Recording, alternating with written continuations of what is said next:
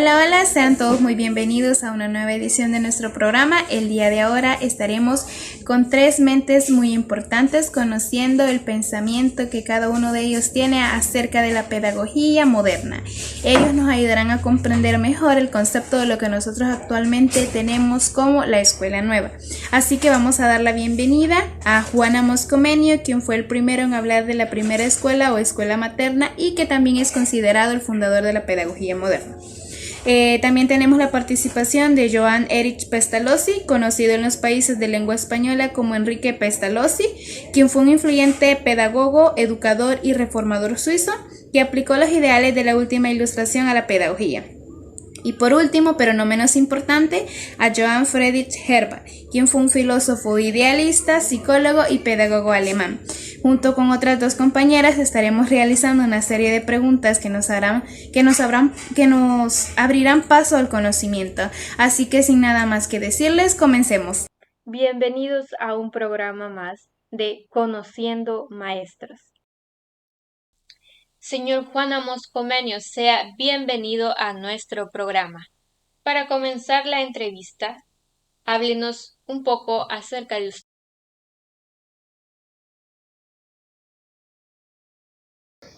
Bueno, pues nací el 28 de marzo de 1592 en la actual y conocida hoy República Checa y fallecí el 15 de noviembre de 1670 en Ámsterdam.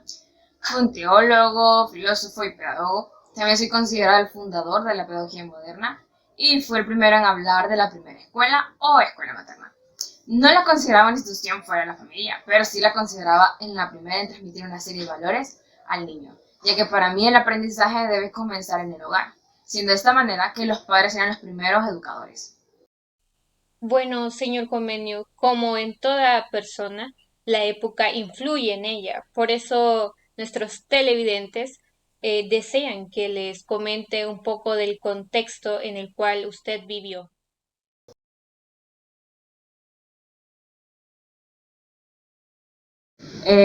Bueno, pues la verdad yo viví en una época muy agitada, viví en una Europa en guerra, ya que en ese momento se estaba viviendo la guerra de los 30 años, la cual se trató de una serie de conflictos generalmente entre católicos y protestantes, ya que el panorama ideológico, político y religioso y económico de Europa era muy complejo debido a los terribles y sangrientos movimientos de reforma y contrarreforma.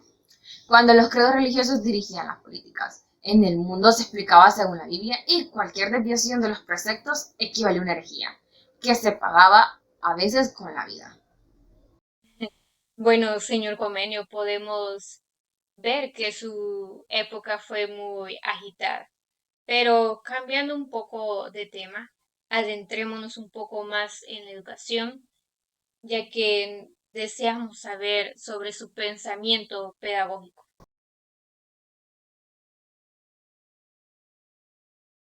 Yo digo que la planta y el ser humano tienen muchas semejanzas. Bueno, porque para mí la educación es el arte de hacer germinar las semillas interiores que desarrollan no por incubación, sino cuando se estimulan con oportunas experiencias en los alumnos, suficientemente variadas y ricas y sentidas siempre como nuevas, incluso por quien enseña.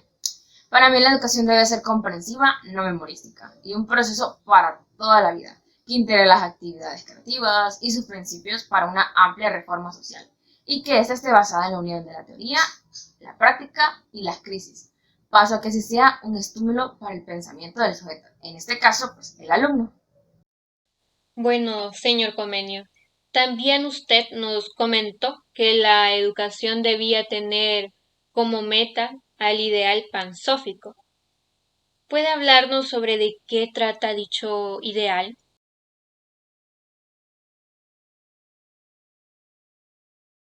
Este ideal puede expresarse como el lema enseñar todo a todos, sin distinción alguna, ya sea por color, raza, nacionalidad, etc. Ya que al ser todos hijos de Dios, todos tenemos la posibilidad de aprender. También la educabilidad está en nuestra naturaleza y mientras más sabios, más nos acercamos a Dios. Yo digo que la educación debe ser como el sol. Imitemos al sol que brilla, calienta y vivifica la tierra para todos, sin excepciones. No dice solo voy a iluminar a esta persona, solo este país, no. Ilumina a todos. Y es por eso que tampoco no debemos de excluir a nadie del beneficio de la educación. Y este es el ideal pansófico o su concepto. Bueno, nuestros televidentes también desean conocer sobre su metodología de enseñanza.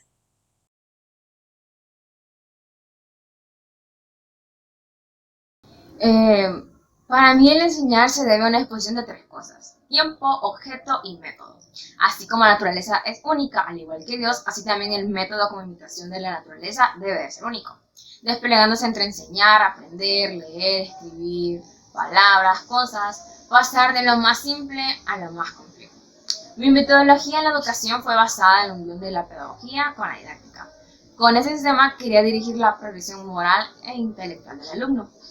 Y así inicié los textos ilustrados para niños, con figuras de animales y acciones, siendo esto una forma creativa y didáctica para ellos. Y estos fueron graduados de fácil a difícil, haciendo que el alumno pudiera entender con mayor facilidad y se pudiera divertir a la hora de estar aprendiendo. Y bueno, esta es mi metodología. Mi metodología, como antes mencioné, se basó en la unión de la pedagogía con la didáctica. Bueno, una pregunta importante es, ¿cómo debe ser el maestro para usted?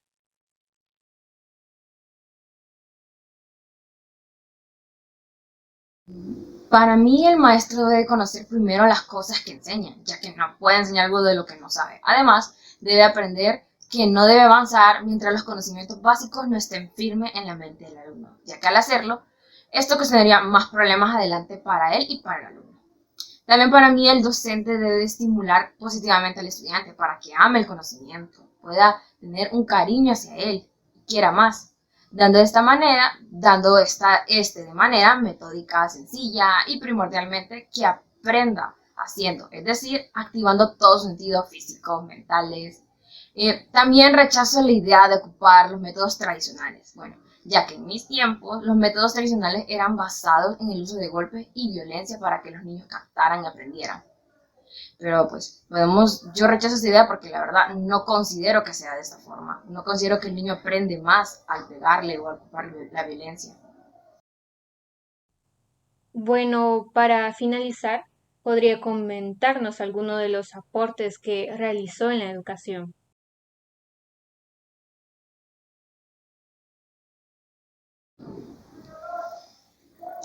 Sí, fue el primero que presentó una metodología de la educación basada en la unión de la pedagogía con la didáctica. También propuso la elaboración de una sabiduría universal capaz de abarcar todas las clases de conocimientos reducidos a sus principios fundamentales, que se puede decir que es el ideal pansófico del cual hablamos anteriormente.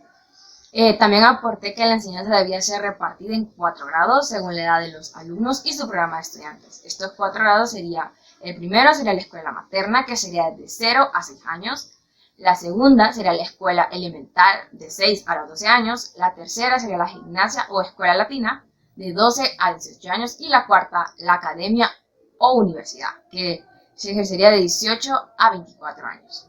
También dejé mis obras escritas tanto pedagógicas, teológicas como filosóficas, entre ellas la didáctica magna y el mundo ilustrado de las cosas sensibles, que por lo visto hoy en día fueron de mucha influencia para la educación.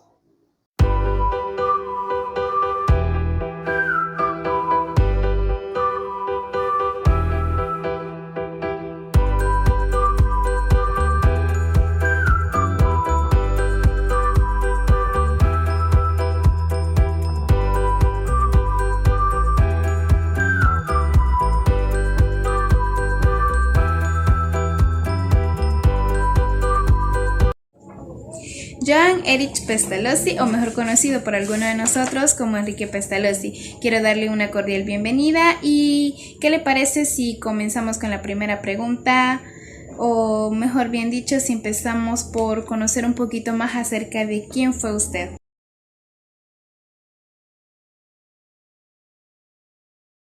Claro, es un placer. Mi nombre es Johann Heinrich Pestalozzi. Nací el 12 de enero de 1746 en la antigua Confederación Suiza. Mi padre fue un cirujano y un oftalmólogo que murió a los 33 años. Fui el segundo de 3 hijos. Recuerdo cuando tenía 6 años, pertenecía a una familia que había huido de los alrededores de Locarno por nuestra fe protestante. También recuerdo el nombre de mi amada madre, era Hotze. La familia tenía una criada llamada Bagba Smith, apodada Babylon.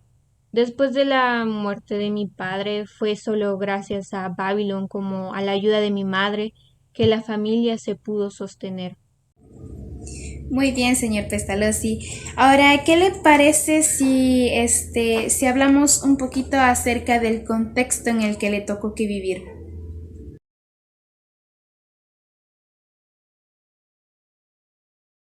Como nací en 1746, es decir, vivía en el siglo de las luces, de la ilustración, de la supervaloración de la razón en su actuación sobre la naturaleza para lograr el progreso y la felicidad, que culminaría con el idealismo alemán y su contrapartida, el positivismo, o como algunos lo denominaban, romanticismo de las ciencias.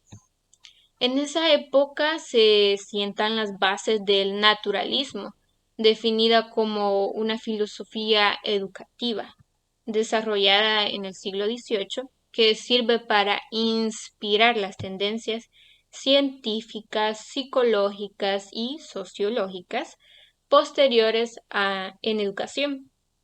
Va contra todo orden que trasciende la naturaleza y la experiencia de los sentidos.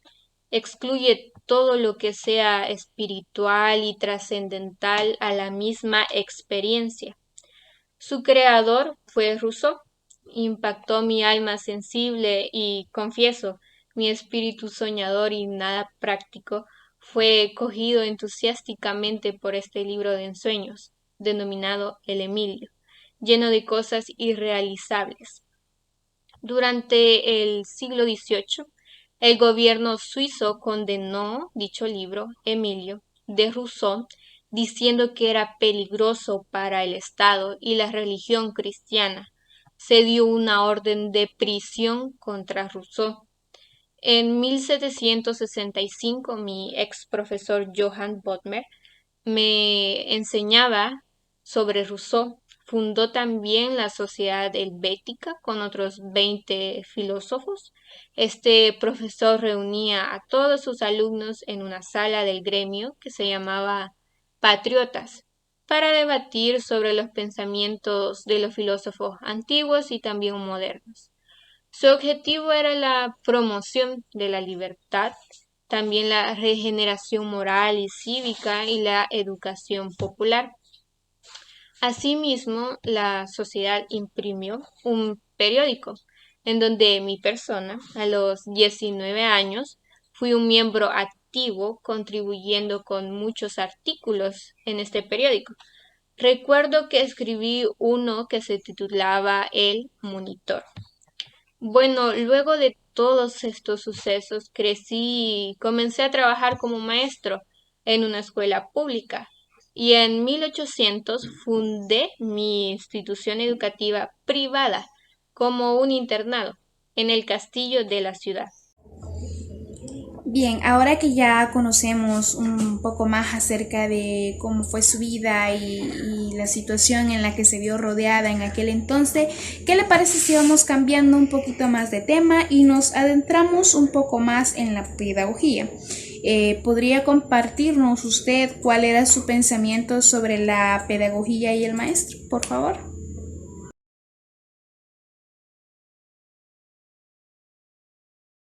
Claro, es un tema que me fascina y me siento realmente muy halagado que mi pensamiento pedagógico es considerado como una referencia en la pedagogía popular moderna.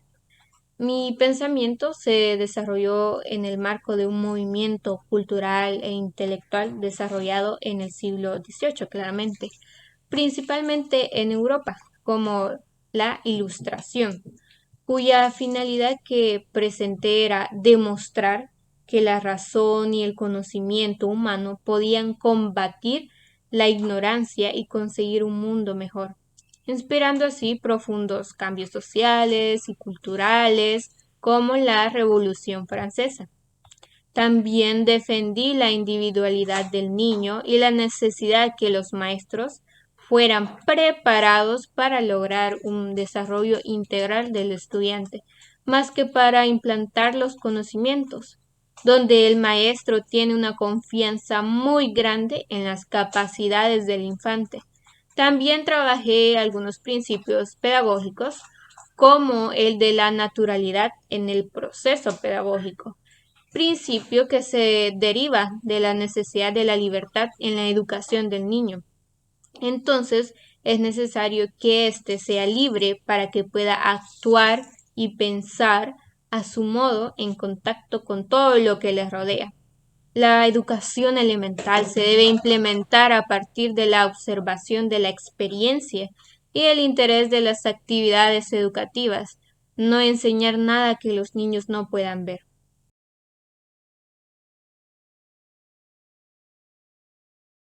Yo creo que no se puede soñar en obtener el progreso en la instrucción del pueblo mientras no se hayan encontrado formas de enseñanza que hablen del maestro, al menos hasta el fin de los estudios elementales.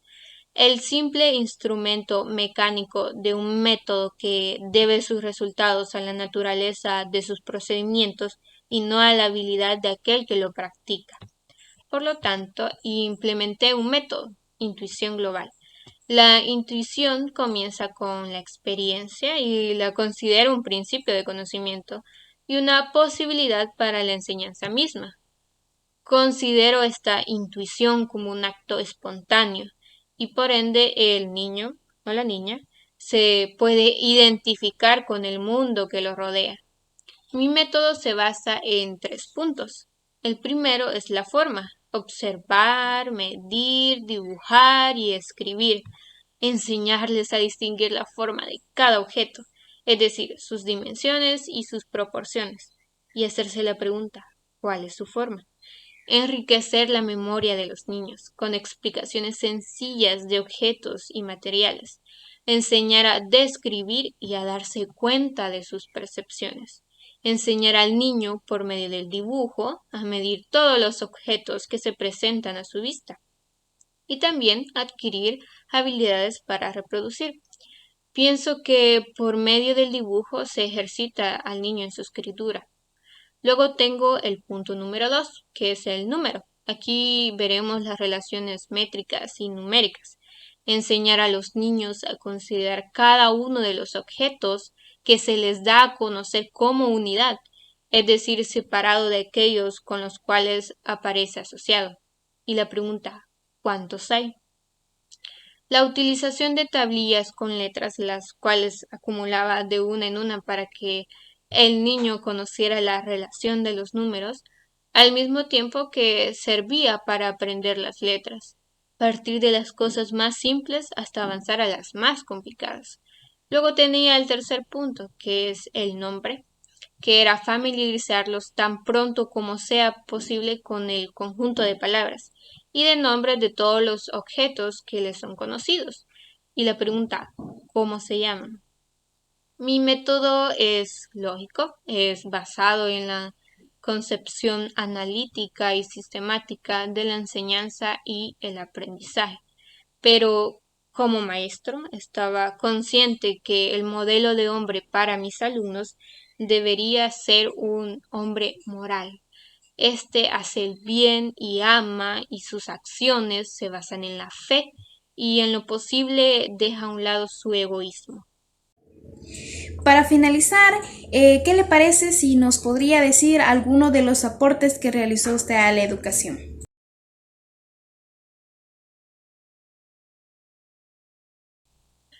Por supuesto, eh,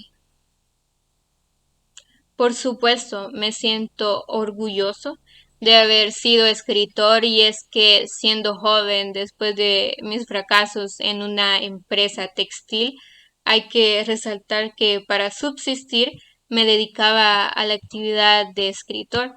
Esta función literaria duró 20 años y gracias a ella escribí gran número de obras, como Leonardo y Gertrudis en 1787, también mis indagaciones sobre el proceso de la naturaleza en el desarrollo de la humanidad en 1797, y como una de las obras en continuación, la llamada Cómo Gertrudis enseña a sus hijos. Una de las obras que tuvo mucho éxito fue la de Leonardo y Gertrudis. Presenté y describí unos personajes populares y muy característicos y sobre todo coloqué en sus bocas un lenguaje muy popular, con mucho aire natural y rural. Con razón lo llamaron un libro del pueblo.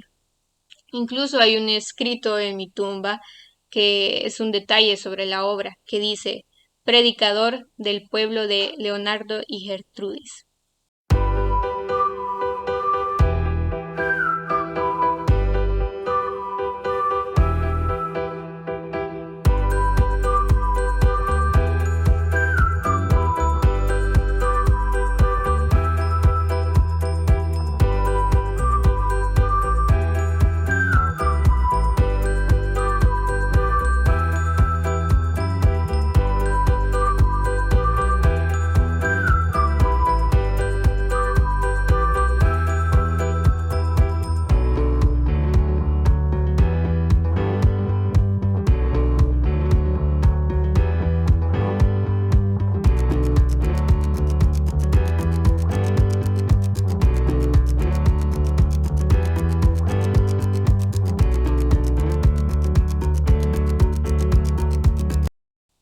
Como última entrevista, luego del anuncio,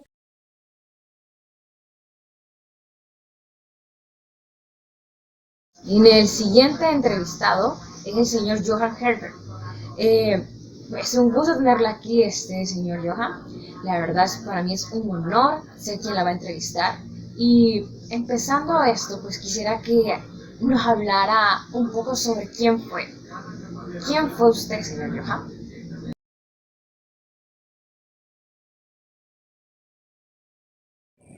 Tengan todos muy buenos días. Para mí es un enorme placer estar aquí con ustedes. Yo me llamo Johann Friedrich Herbert.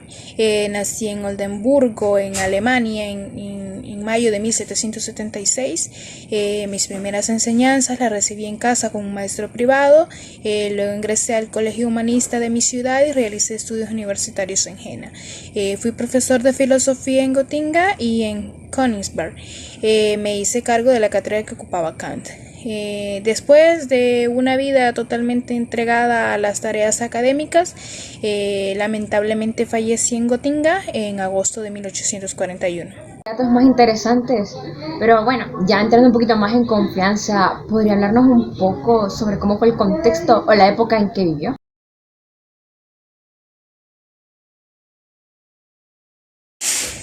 Pues mira, a mí me tocó que vivir en el contexto de la unificación de Alemania, que fue un proceso histórico que tuvo lugar en la segunda mitad del siglo XIX en Europa Central y que acabó con la creación del Imperio Alemán el 18 de enero de 1871. Pero ya dejando a un lado lo que es su vida personal, y entrando un poquito más a la pedagogía, ¿nos podría hablar o decir cuál es su pensamiento sobre la educación?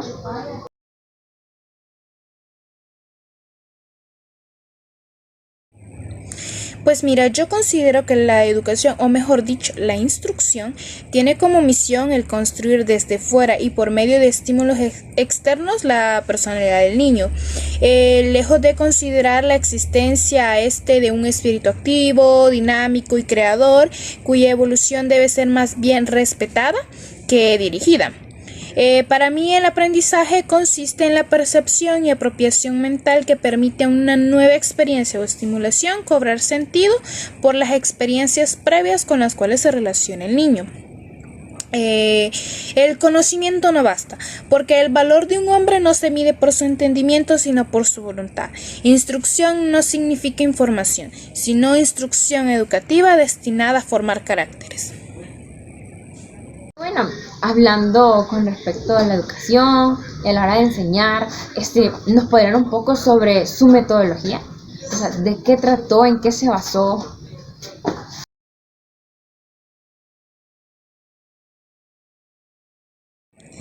Vaya, mira, mi método en aquel entonces para la enseñanza era,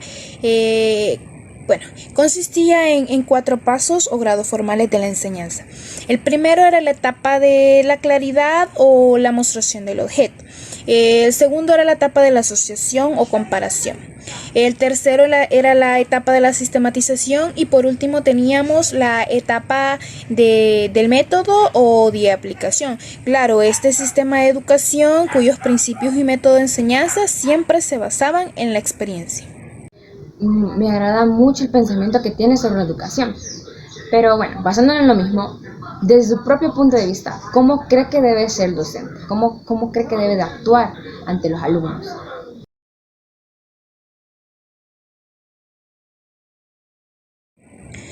Pues mira, para mí el maestro no solo debe poseer tres grandes medios para cumplir su misión: la instrucción, la cultura moral y el gobierno de los niños.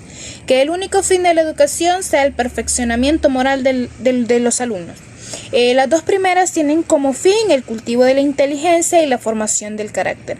La instrucción, en particular, debe procurar un mayor número de representaciones y su organización, mientras que la cultura moral ha de desarrollar los sentimientos. En cuanto al gobierno de los niños, yo lo entiendo como la necesaria condición de orden para el buen funcionamiento de la educación. Ha sido muy interesante esta plática y con respecto a todos los datos que me ha dicho, ha sido de verdad muy interesantes. Pero antes de finalizar, quisiera saber si nos podría decir cuáles fueron los aportes que usted dejó a la educación. Decir no todos, porque sé que ha dejado demasiados, pero los más importantes.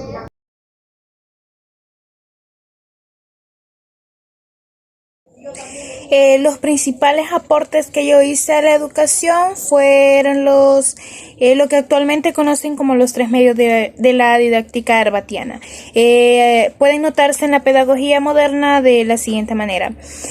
Consiste en el cultivo de la inteligencia, que sería el plan de estudio presente en diferentes asignaturas para el aumento del conocimiento del individuo, como la literatura, la biología, la matemática, etc.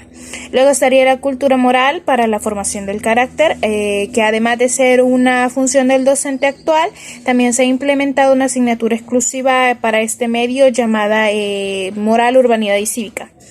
Y por último tendría la disciplina, que a pesar de que la disciplina de hace siglos es diferente de la actual, pues esta sigue vigente en cada institución educativa.